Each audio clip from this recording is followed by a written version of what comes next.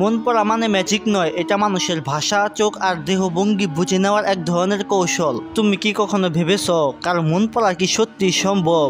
হ্যাঁ, অবশ্যই পড়া সম্ভব। এই ভিডিও মন দিয়ে দেখলে তুমিও পারবে মানুষের মন পড়তে।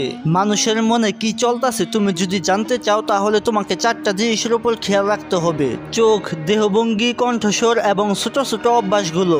1 নাম্বার চোখ। যদি কেউ কথা বলার সময় বারবার চোখ এড়িয়ে যায়, তবে হয়তো সে নার্ভাস বা কিছু লুকাচ্ছে। 2 নাম্বার দেহভঙ্গি। হাত গুটে রাখা মানে অনেক সময় প্রতিরক্ষামূলক মনোভাব বোঝায়। 3 নাম্বার কণ্ঠস্বর। দ্রুত কথা বলা মানে উত্তেজনা, নার্ভাসনেস, এবং ধীরে আর পরিষ্কার করে কথা বলা মানে আত্মবিশ্বাস ও নিয়ন্ত্রণ বোঝায়। 4 নাম্বার ছোট ছোট অভ্যাস, যেমন আঙ্গুল টুকা মারা মানে অস্থিরতা, চুলে হাত দেওয়া মানে আত্মবিশ্বাস পেতে চেষ্টা করা, আর ঠোঁট কামড়ানো মানে দ্বিধা বোঝায়।